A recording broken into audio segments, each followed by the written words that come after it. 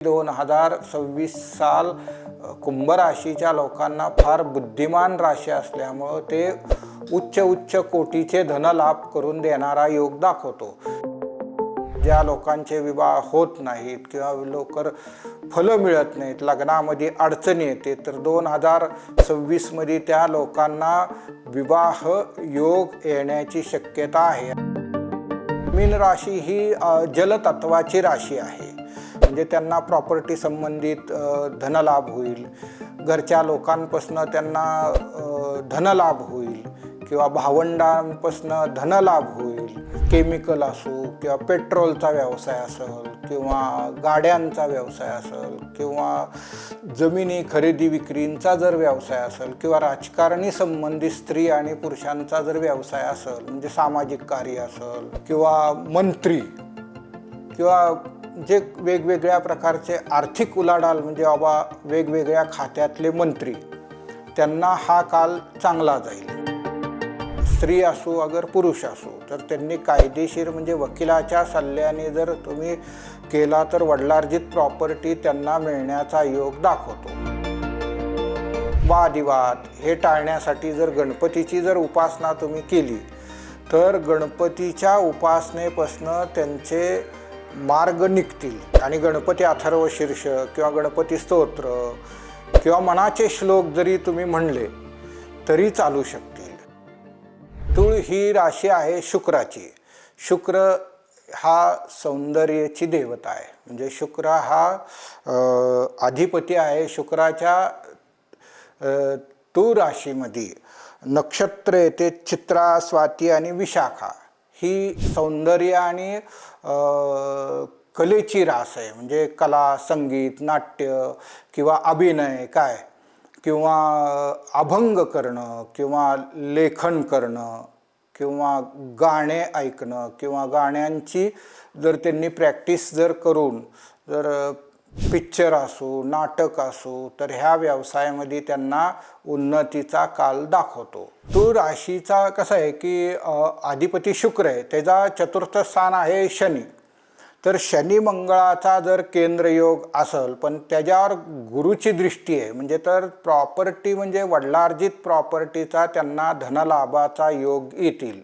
म्हणजे कायदेशीर जर व्यवहार केला, म्हणजे स्त्री असो अगर पुरुष असो, तर त्यांनी कायदेशीर म्हणजे वकिलाच्या सल्ल्याने जर तुम्ही केला तर वडिलार्जित प्रॉपर्टी त्यांना मिळण्याचा योग दाखवतो।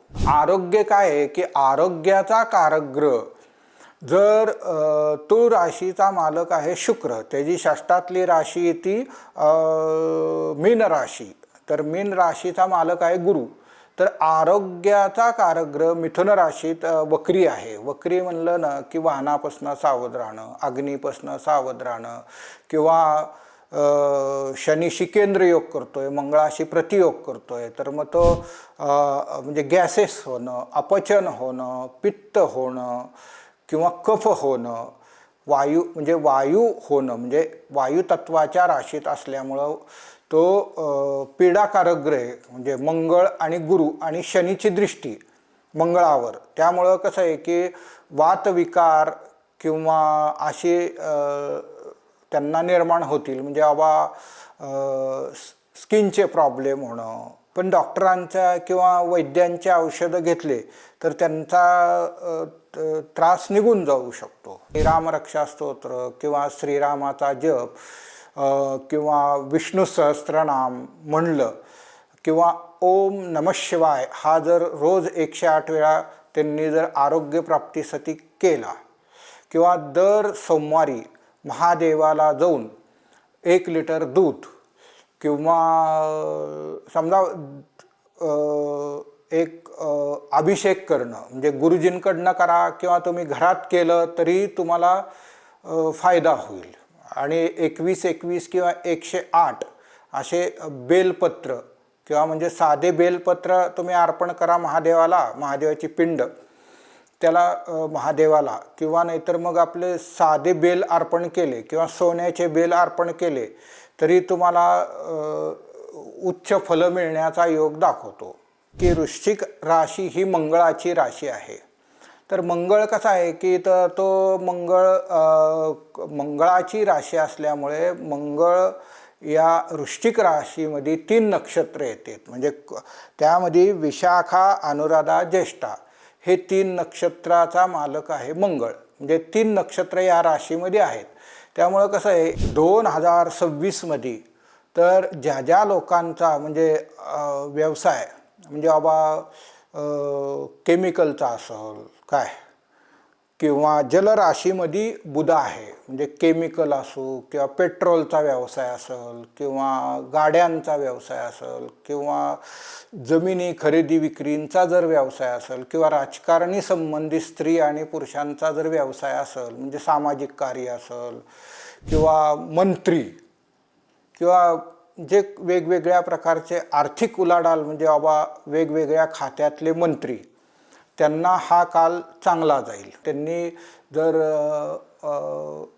श्रीरामाचा रोज जप केला किंवा नवनाथांचा जर अध्याय रोज नित्य वाचला किंवा गुरुचरित्र पारायण गुरुजींकडनं 11 पारायण गुरुचरित्राचे पारायण गुरुजींकडनं करून घेतले किंवा नाहीतर मग संकल्पपूर्वक गुरुजींना तुम्ही त्यांना सांगून त्यांनी केले तरी तो तुम्हाला 2026मध्ये तुम्हाला उन्नतीचा काल दाखवतो. धनुराशी आहे ना ती गुरुची रास आहे काय. तर गुरु हा अग्नितत्वाची रास आहे. तर गुरुची रास असल्यामुळे या नक्षत्रामध्ये गुरुच्या ह्या राशीच्या नक्षत्र 3 नक्षत्र येतात. म्हणजे त्यामध्ये मूळ नक्षत्र, पूर्वाषाढा नक्षत्र, उत्तराषाढा नक्षत्र हे 3 नक्षत्र येत आहेत. त्यामुळं कसं आहे या ज्या लोकांची धनुराशी असेल त्यांचा समजा इलेक्ट्रॉनिक्सचा व्यवसाय असेल किंवा उन्नतीचा काल दाखवतो किंवा मग तुम्हाला कपड्यांचा व्यवसाय असेल किंवा ट्रॅव्हलिंगचा व्यवसाय असेल किंवा तीर्थयात्रा प्रवास करण्याचा योग दाखवतो. पण तीर्थयात्रा जर प्रवास करण्याचा योग दाखवत असला तरी 2026मध्ये गुरु आणि मंगळाचा आणि शनीशी केंद्रयोग आणि प्रतियोग होत आहे. त्यामुळे त्यांना प्रवासामधनं सावधगिरीने आज प्रवास करू नका. म्हणजे प्रवासापासनं तुम्हाला धोका दाखवतो, प्रवासापासनं तुम्हाला अडचणी निर्माण करू शकतो. आणि ज्या व्यक्तींची धनुराशी आहे स्त्री पुरुषांची त्यांचं म्हणजे बाबा गुरु हा बुद्धीची देवता आहे. गुरु म्हणजे शिक्षण क्षेत्र असेल किंवा ज्ञान क्षेत्र असेल काय त्यामध्ये तो गुरु तुम्हाला उच्च प्रकारचे प्रमोशन किंवा कॉलेज आहे किंवा वैयक्तिक लोकांचे क्लासेस असेल तर त्यामध्ये तुम्हाला गुरु उच्च प्रकारचं धनलाभ आणि लक्ष्मी प्राप्ती करून देणारा आहे. धनुराशीच्या लोकांनी जर गणपतीची जर उपासना केली ओम गण गणपते नमः हा जर जप केला तर तो उन्नतीचा काल त्यांना दाखवतो. म्हणजे त्यांना आरोग्यापासून त्रास कमी होईल, मनशांतता लाभल. कसं आहे की कौटुंबिक कलह वादिवाद हे टाळण्यासाठी जर गणपतीची जर उपासना तुम्ही केली तर गणपतीच्या उपासनेपासून त्यांचे मार्ग निघतील. आणि गणपती अथर्वशीर्ष किंवा गणपती स्तोत्र किंवा मनाचे श्लोक जरी तुम्ही म्हणले तरी चालू शकतील. मकर ही पृथ्वी तत्वाची रास आहे आणि मकर राशीचे मालक आहेत शनी. तर शनी ही फार बुद्धिमान कर्तृत्वान राशी आणि धूर्त राशी आहे. म्हणजे चिकाटी न सोडणारी राशी. मकर म्हणजे डॅशिंग राशी आहे. म्हणजे साहस पराक्रम किंवा कर्तृत्वान म्हणजे एक प्रकारचं तेजपुंज राशी आहे काय.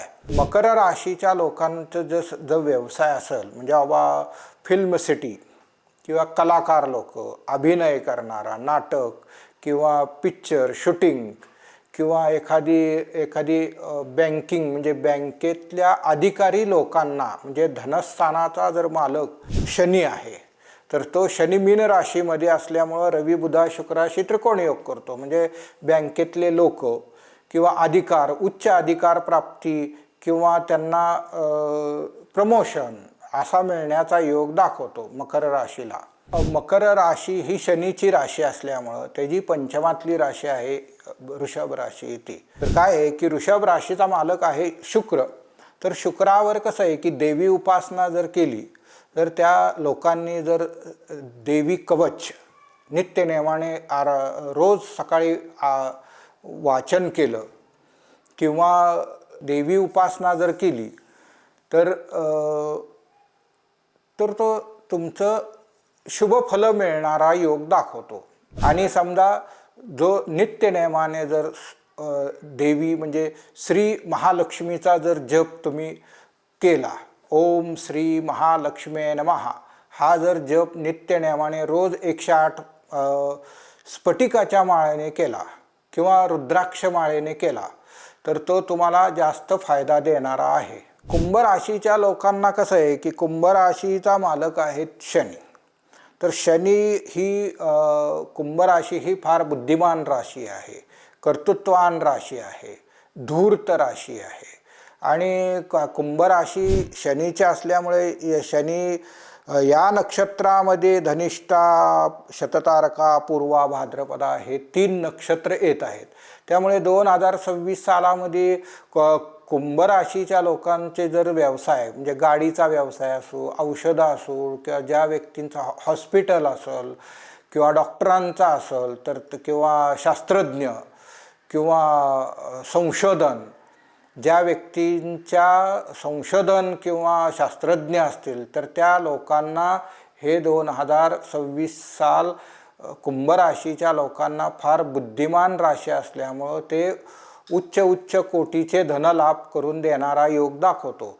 किंवा ज्या व्यक्तींचं समजा हार्डवेअरचा व्यवसाय आहे किंवा गाड्यांचा व्यवसाय आहे किंवा बिल्डिंग मटेरियल सप्लाय किंवा काचेचा व्यवसाय आहे किंवा लाकडाचा व्यवसाय आहे. शनी हा लाकडाचा कारकग्रह आहे किंवा लोखंडाचा कारकग्रह आहे. त्यामुळे ज्या लोकांचा व्यवसाय व्हिडिओ शूटिंग किंवा बातम्यांचा चॅनल असेल तर त्या लोकांना हा 2026 किंवा उन्नतीचा काल जाईल. कुंभ राशीच्या लोकांनी विष्णूंची उपासना केली, ओम नमो भगवते वासुदेवाय हा जर नित्यनेमाने त्यांनी 108 वेळा जप केला तर तो त्यांना शुभ फल देणारा आहे. आणि वाटलंच तर समजा विष्णू सहस्त्रनाम किंवा श्रीरामाचा जप केला तरी तो त्यांना शुभ फल मिळणारा योग दाखवतो. किंवा ज्या लोकांचे विवाह होत नाहीत किंवा लवकर फलं मिळत नाहीत, लग्नामध्ये अडचणी येते, तर 2026 मध्ये त्या लोकांना विवाह योग येण्याची शक्यता आहे आणि मंगल कार्यामध्ये त्यांना खर्च होईल किंवा त्या लोकांना उन्नतीचा काल जाईल. की मीन राशीचा मालक आहे तो गुरु. तर गुरु हा कसं आहे, मीन राशी ही जलतत्वाची राशी आहे. म्हणजे त्यांना प्रॉपर्टी संबंधित धनलाभ होईल, घरच्या लोकांपासून त्यांना धनलाभ होईल किंवा भावंडांपासून धनलाभ होईल किंवा भावंड त्यांना काहीतरी गिफ्ट म्हणून ड्रेस मटेरियल किंवा स्त्रियांना काही जागा संबंधित फ्लॅट वगैरे असं काहीतरी दान करतील काय, असं त्यांना धनलाभाचा योग दाखवतो. आरोग्यप्राप्ती त्यांना चांगली होईल. पण कसं आहे की त्यांना जर पाठीचा त्रास, मणक्याचा त्रास किंवा पायाचा त्रास, कारण कसं आहे की पायाचा त्रास दाखवतो. मीन राशीच्या जर लोकांनी देवी उपासना केली, म्हणजे तुम्ही जर सप्तशतीचा पाठ गुरुजींकडनं करून घेतला किंवा नवरात्रामध्ये सप्तशती पारायण घरात केलं किंवा होम हवन केलं तरी तो तुम्हाला जास्त फायदा मिळेल.